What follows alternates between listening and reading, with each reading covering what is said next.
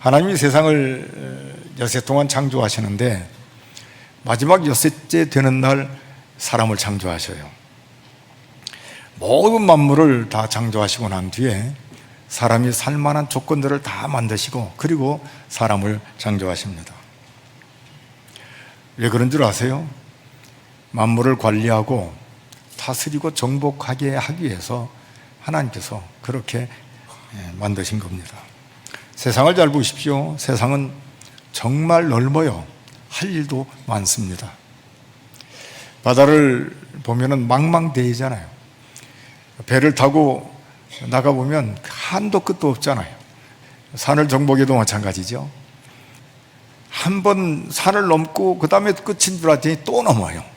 그리고 끝인 줄 알았더니 또 넘어요.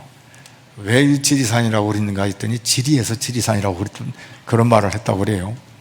근데 올라가서 보면 야, 그렇게 이 산이 아름답고 넓을 수가 없어요. 요즘에도 섬진강으로 해서 하동을 이렇게 가보면 너무너무 넓지요.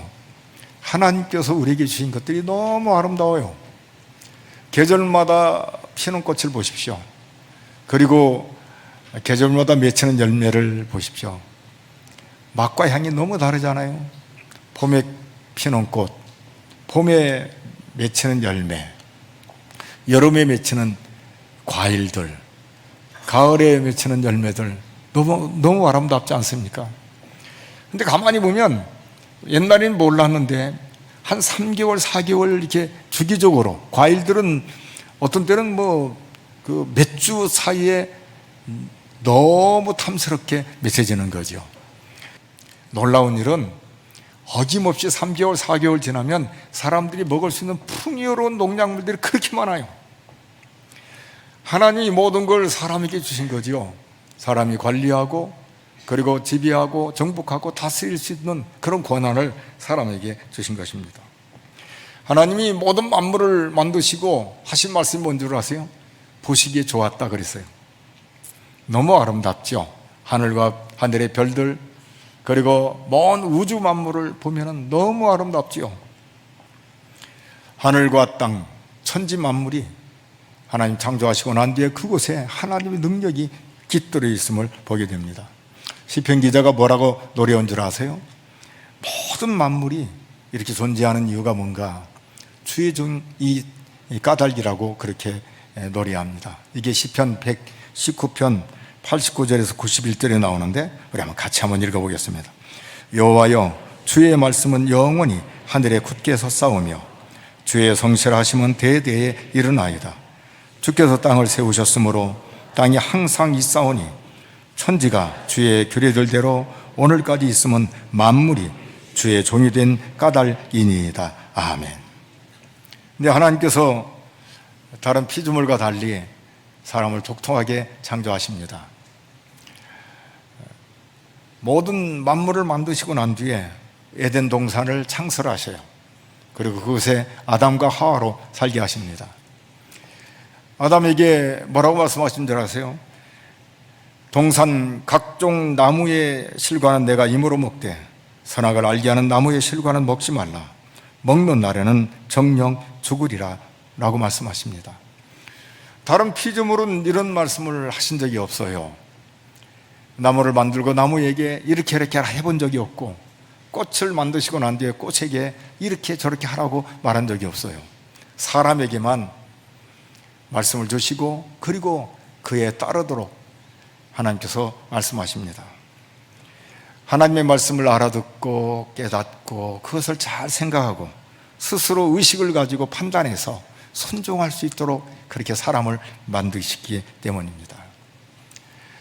여러분, 성경을 잘 보면 하나님의 형상대로 창조했다는 의미가 어떤 의미냐면 하나님을 닮은 것을 말합니다.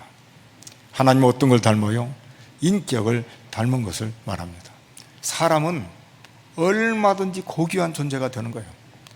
아름다운 존재가 될 수 있는 거라 이 말이죠. 그러나 반대로 인간처럼 추하고 악할 수가 없어요. 하나님의 뜻에 따르고 순종하면 아름답고 숭고하고 하나님 인격을 닮아서 너무너무 존귀한 존재가 되지만, 그러나 그러지 못할 때에 인간은 악하게 됩니다. 사람 보십시오. 사람처럼 아름다울 수가 없어요. 특별히 예수 믿고 구원받은 사람들이 만물을 보는 것은 다릅니다. 그렇게 좋을 수가 없어요. 한 사람 한 사람이 그렇게 소중할 수가 없습니다. 그런데 말입니다, 죄라는 게 들어오면은 달리 보입니다. 사람을 이용하려고 하고 부려먹으려고 하고 인격적으로 대하지를 않아요. 그리고 탐욕이 얼마나 강한지 모릅니다. 자꾸 내 것으로 만들려고 하는 게 인간입니다. 죄가 사람에게 이렇게 영향을 미칩니다. 하나님이 아담과 하와를 에덴 동산에 두고, 생각해 보십시오. 모든 에덴에 있는 실과는 이무대로 먹으라 합니다.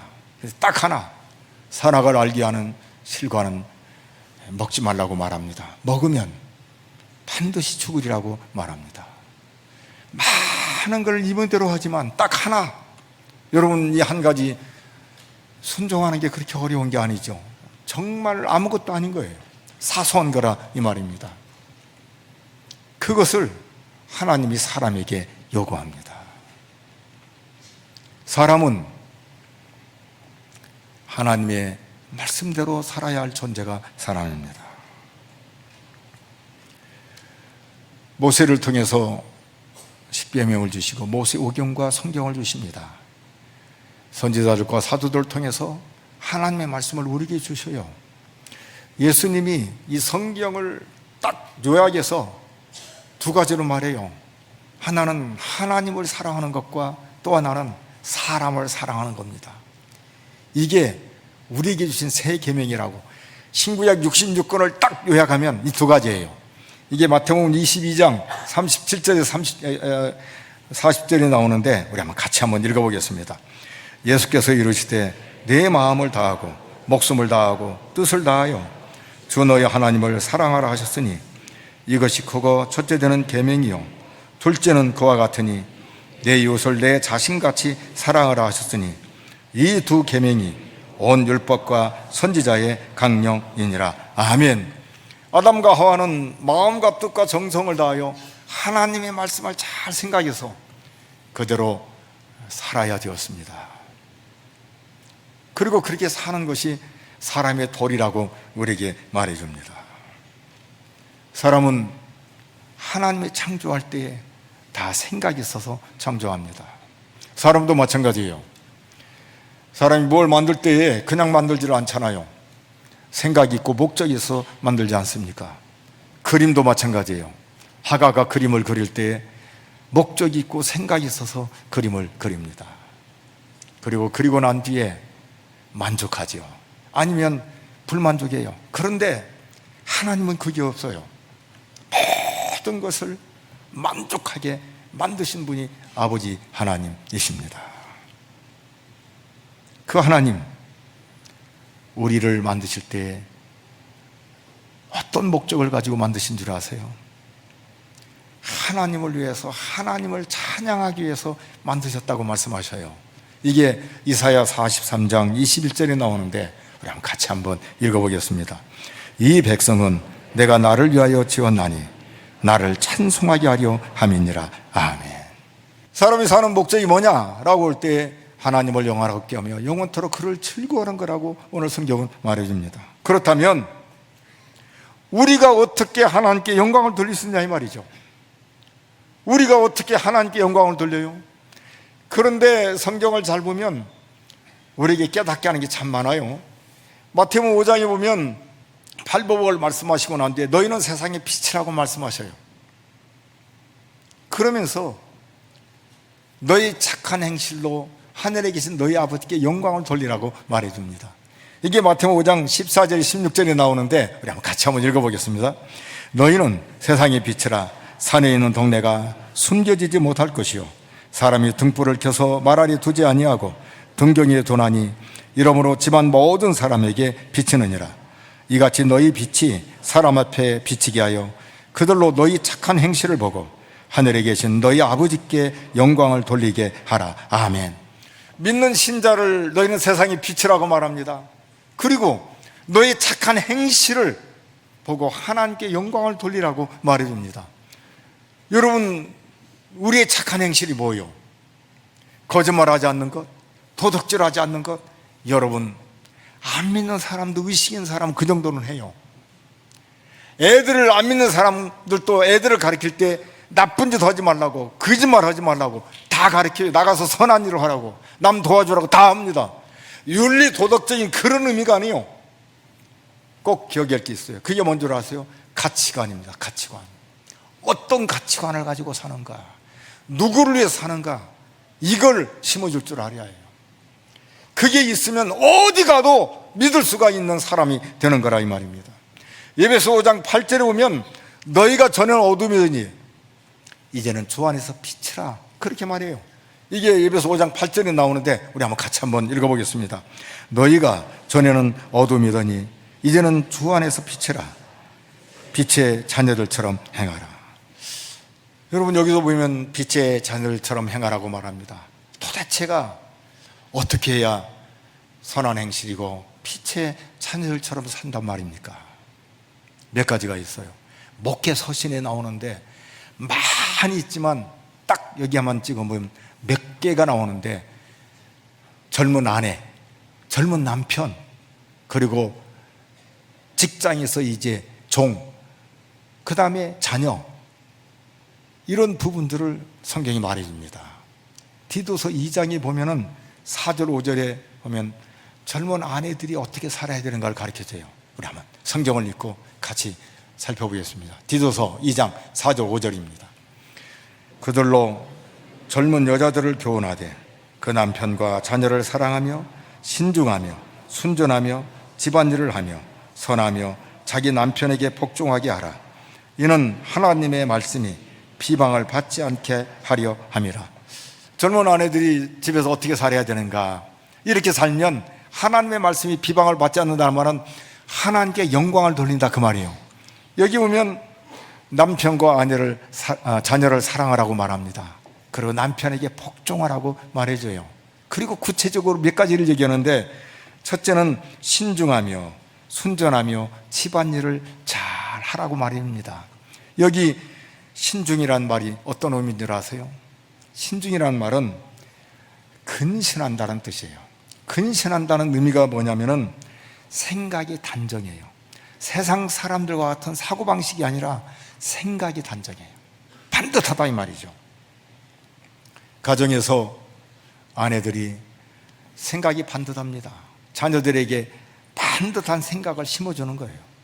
여기 순전하다는 말은 외부적으로 흠이 없는 걸 말합니다. 쉽게 말해서 여자가 행동거지가 흠이 없어요. 함부로 행동하지 않습니다. 쉽게 말해서 젊은 엄마들이 집에서 그리고 이웃과 행동을 하는데 이게 가볍게 행동하지 않아요. 딱 보니까 벌써 달라요. 품격이 있다 이 말이죠. 그리고 선해야 된다고 말합니다. 이 선이라는 말은 친절함을 말합니다.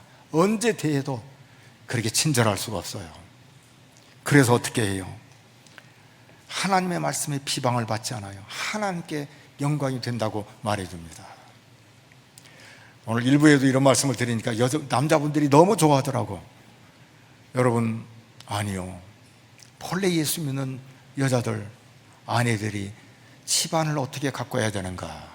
누가 현수간 여인인가? 남편을 사랑하고 자녀들을 사랑하고 남편에게 복종하는 겁니다.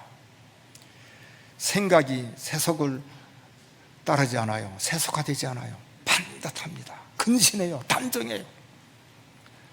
이 행동거지가 사람들이 볼 때 벌써 달라요. 품격 있는 그런 행동거지. 그럼에도 불구하고 어느 때든지 친절합니다. 싹싹해요.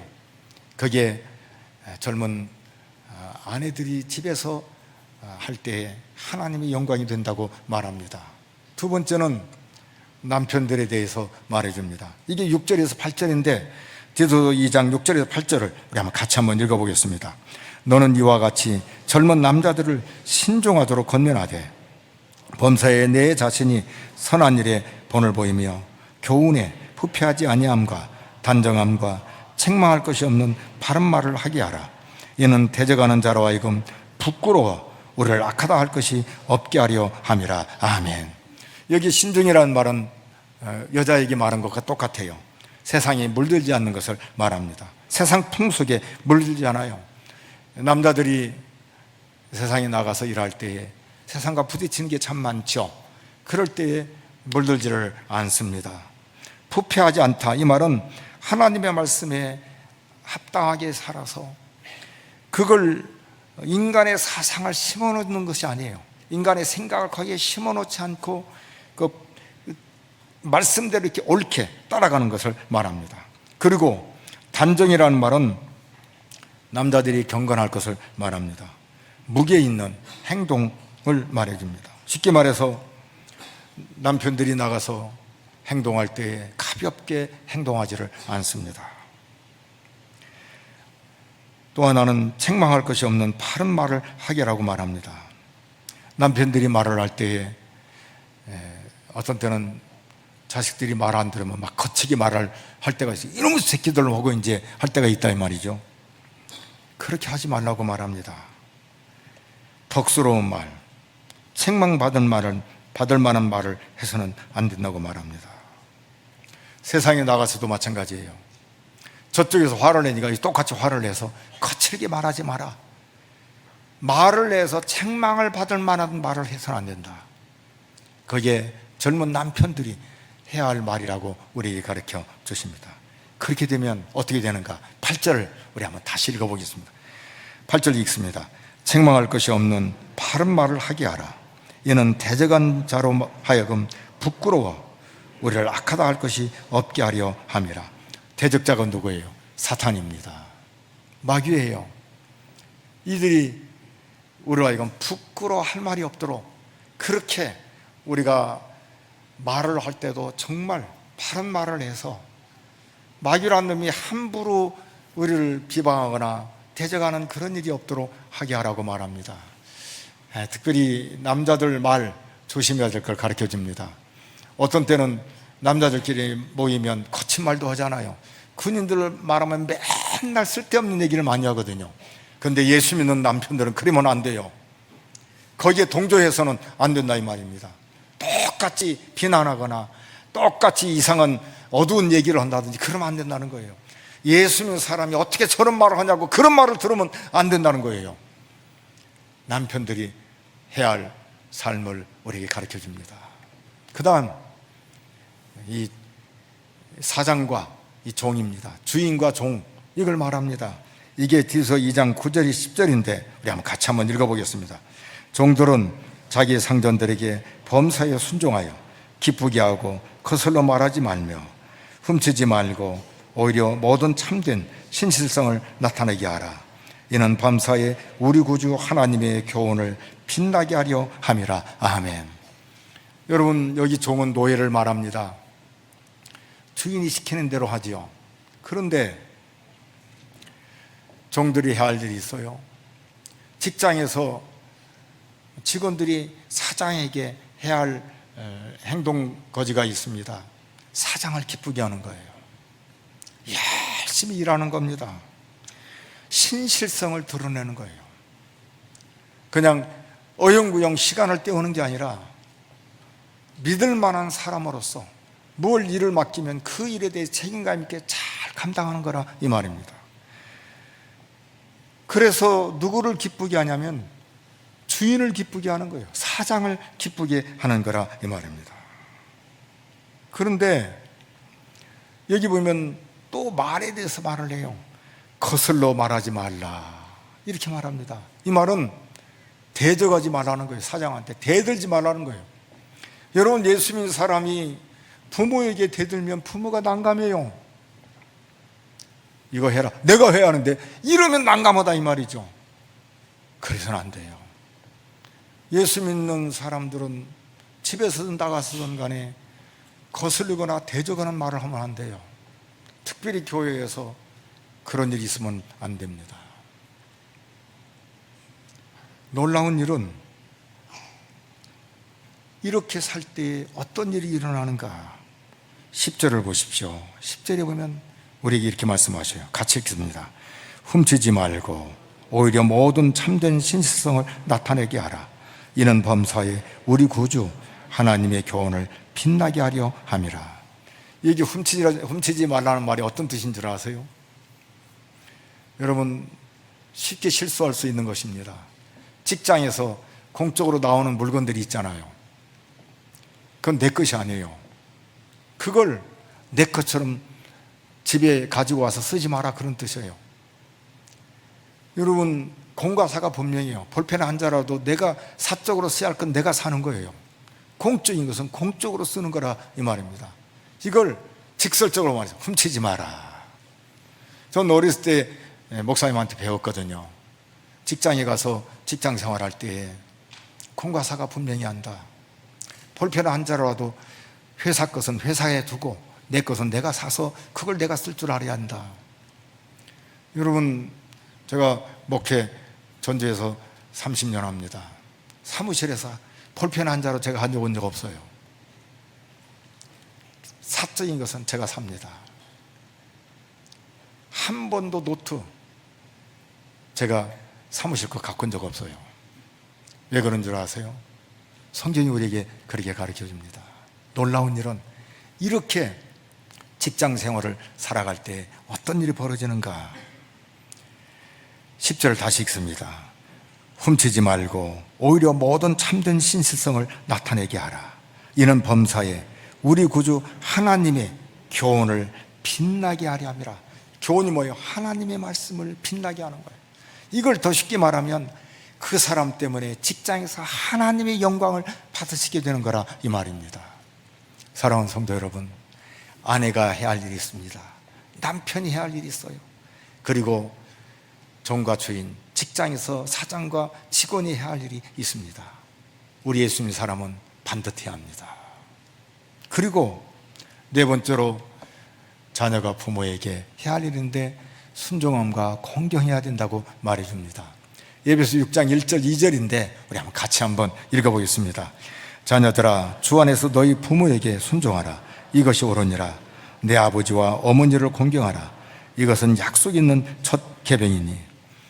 성경이 계속 구약부터 신약까지 말씀하시는 중에 변하지 않는 아주 중요한 부모에 대한 자녀가 어떻게 해야 될 것인가를 말해주는데 순종과 공경입니다. 예수 믿는 자녀들은 부모님께 효도해야 해요. 어떤 상황이 있어도 부모님께 순종하고 공경할 줄 알아야 된다, 이 말입니다. 여러분, 나이가 들어보십시오. 별 수 없어요. 80 넘고 90 넘고 나중에는 아무것도 할 수 없어요. 여러분, 그럴 때 모든 부모가 누구를 의지하고 싶냐면 자식을 의지하고 싶은 거예요. 그때 자식이 살갑게 대해주고 대소면 다 받아내고 그리고 어머니 아버지를 깔끔하게 대해주는 그런 자녀가 이게 진짜예요. 그렇다면 우리 모두가 다 이렇게 하나님의 영광을 돌려야 하는 이유가 뭘까요? 딱 하나예요. 그게 뭐냐면 나 같은 죄인을 구원해 주시고 영원한 생명을 하나님께서 주셨기 때문입니다. 그 생명, 금생과 내생에 사는 영원한 생명, 독생자 예수 그리스도를 이 땅에 보내셔서 십자가에 못 박혀 죽게 하셔서 내 모든 죄를 용서하시고 그리고 나에게 영원한 생명을 주신 그 주님이 너무 좋아서 하나님의 영광을 위해서 사는 이유가 여기 있음을 가르쳐 주십니다.